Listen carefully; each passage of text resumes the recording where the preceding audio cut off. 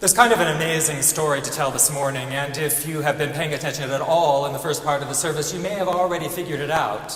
One of the things that kind of bugs me about the Bible is that there are these stories that are incredible, they're amazing, they're important, and there's hardly any build-up to them. So here's the build-up.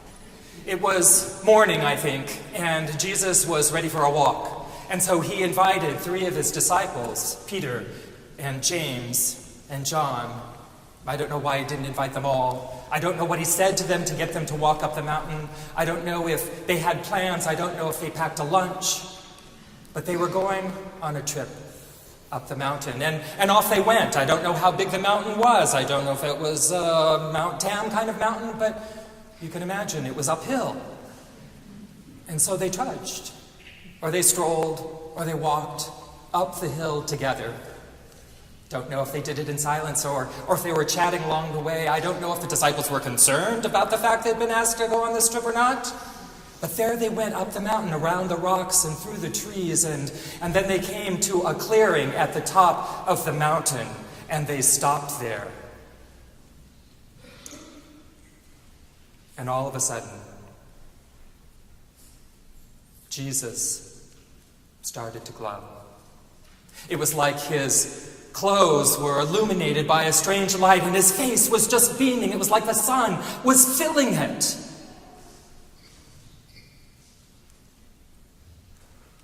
This is an amazing thing to have happen at the top of the mountain when there are just a few of you to witness.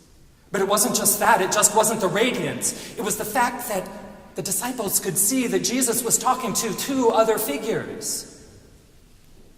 Moses and Elijah.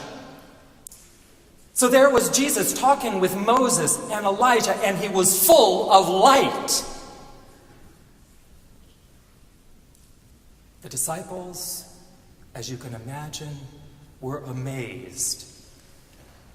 And who knows what else. And Peter wanted to seize on this moment. He wanted to capture it. He wanted to grab it. He wanted to make it permanent. He said, we could build a booth, a dwelling of some sort for the 3 of you.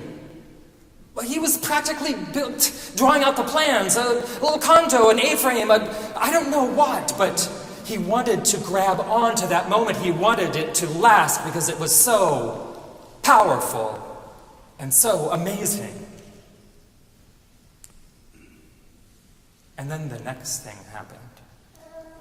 There was a bright cloud.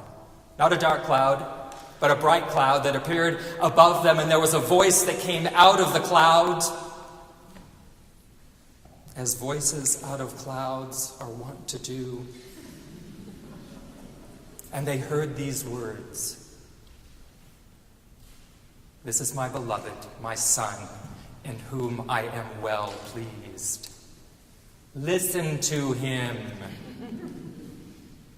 And of course, glowing figures, a voice from the clouds, the disciples were terrified, and they dropped to the ground in fear and trembling. But Jesus went to them, each one of them. He just touched them where they were, and he said, "Don't be afraid. Don't be afraid." And when they looked up, it was just Jesus now, alone with them. And then Jesus did that thing which I find maddening. He said, "Don't tell anyone."